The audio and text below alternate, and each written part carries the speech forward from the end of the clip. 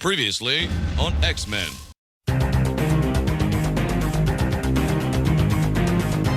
What's going on, everyone? This is Zen from Zen Multiverse, and I hope you're having a great day. So today we are doing a hype reaction review for X-Men #1 by Dugan, Larraz, and Garcia. So the book starts off by just introducing a character, and his name is Kelvin Hang.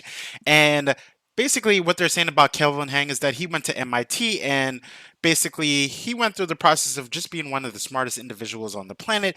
And what he wanted to do essentially later on down his life was basically terraform Mars, right? But then he's come to the understanding that the mutants have already terraformed Mars, and we know that from past from planet-sized X-Men, that they have terraformed them with the help of Omega level mutants, and now the planet Mars is called Planet Araco. So it is amazing because this character in himself is now despiteful because he's also genetically modified his body to be able to go onto Mars, but now he finds out that the mutants have done it in basically one day, and he is pissed. When I say he's pissed, right? So you see him doing his little villain thing because he's contemplating. We don't see the character again after that.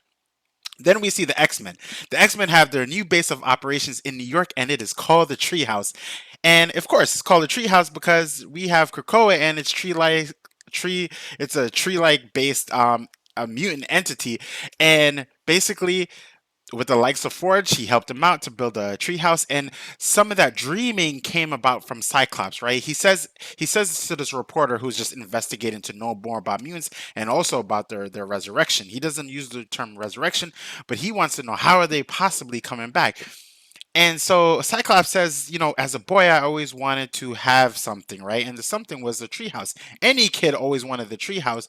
So it's kind of like the epitome of like you're adult, but you're kind of like seeing out into the world kind of thing, right? So basically, the Cyclops and Jean Grey basically leave the reporter outside, and they kind of talk about it. They're like, he may be a problem in the future because he's one of the best reporters out there. So the book continues. I'm going to show you a couple panels because it is hyped. When I say it's hyped, right? So this is kind of the treehouse action that we're talking about. And what happens is something happens in the city, right? We're not too sure. It looks like a meteor is going down.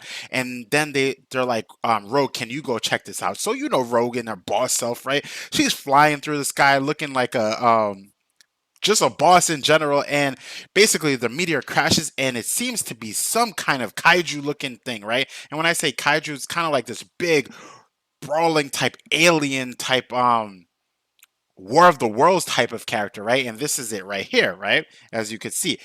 And it basically like knocks her out of the way. So the X-Men assemble, the new brand of X-Men assemble, and it comes in the likes of Synch, Sunfire, Jean Grey, Cyclops, Polaris, and it is a sight to be seen when this team comes out. Look at this team. And of course, Rogue is there too. This team is amazing, right? And if you don't know a lot about their powers, let me know in the comment section, and I will do a breakdown on each and every single one of the powers of the brand new X-Men.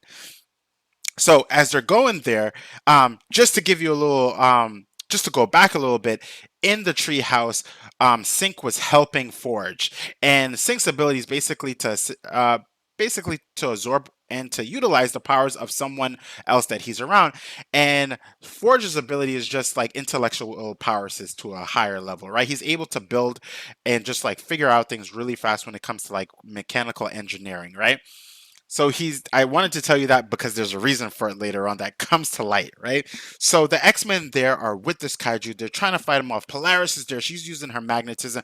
But for some reason, the magnetism or the metal that kaiju-based alien entity is utilizing isn't enough for her to control it, which begs the question, what kind of metal is it, right? Or is it even metal, right? So then, as they're basically like losing, they're trying to figure out what to do, right? So then this is the part that is just so amazing, right? That I always wish X-Men books would do. They basically do what the Five would have done in terms of their resurrection protocols. They combine their powers together, and they do it in a very specific way, right? So Jean Grey telepathically links all of the X-Men together, and she's basically like, and remember that Synch had already synced up with Forge, so she utilizes that and syncs all of their their abilities together to then unify and synchronize a plan of action on how to beat this alien-based kaiju. So what they do next is amazing. You start to see metal start to forge because they have magnetism, right, from Polaris, and they start to forge this X-Men based kind of robot thing, right? It's kind of, and it looks amazing, and it's a makeshift kind of this X-Men. I would say it's like a X-Men based I don't know, robot titan, right? So then they bring it together and they link up, and it's kind of like a Power Rangers thing, and they make this guy right here, and they're all linked together telepathically, so it makes sense, right? Um, and you already know Cyclops is the leader of the team, so his tactical prowesses combined with like the ferocity of like Wolverine, the syncing of the powers by sync itself, and then the telepathic binding um from Jean Grey, and then you already know that brute strength coming from Rogue, and then we have that burning of the powerhouse of the character that comes from Sunfire, and that's what we see here, right? Because they're literally syncing all of their abilities together, and then you'll notice that when this Titan, this X-Men Titan, basically is destroying this this kaiju-based alien, right? And we also see him do the most epic optic blast I've ever seen, making him like a Cyclops-based character, right? This book ends so amazing. I mean, not it doesn't end here, but basically you see the Titan Kaiju, the Titan X-Men robot, and you see X-23, and she's just basically like it's so cool because it brings light to like what the X-Men used to be, right? And X-23 just being there, she's like, damn right, you know what I mean? It's just so cool. And you see all of the X-Men basically here, just kind of giving their piece. It's the X-Men, they're back, right?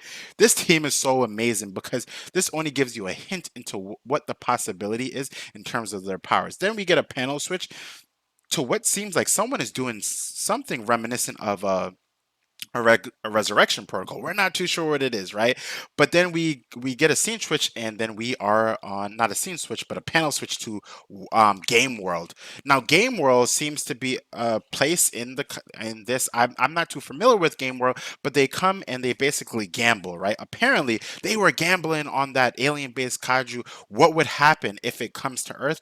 Would it basically take over Earth? And it did not. Some people were happy with it in Game World, and some people were not, right? And Game World basically houses alien extraterrestrial based entities, right? It's pretty cool. So you see these people who are basically like the next bet, right? They're basically like, who's going to destroy Earth?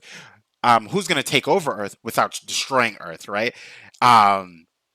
It's pretty cool because then you have another subset of characters who are now going against the X-Men, right?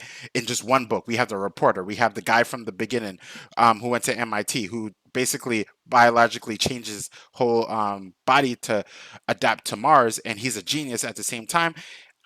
It's just a lot of different things going on right here. And then we come to the last couple of pages where we do see this shape in some sorts, and then we see someone who is resurrected, but it's not being done through mutant terms, right? So the question is, who is it? Who's resurrecting them? And what is going on, right?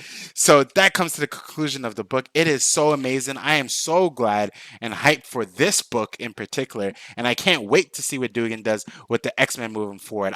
Oh my, if I was to rate this book, I would definitely read it up. I'll go read it. Don't, after you watch this video, go to the comic book store, go read it, and go enjoy yourself. This is Zen from Zen Multiverse saying peace, love, and prosperity. If you enjoy my content, drop me a like, subscribe, hit the notification bell, and I'll catch you all later for the next hype reaction review. Take care. There's a whole bunch of spit coming out my mouth. You will never amount to anything. We shall see.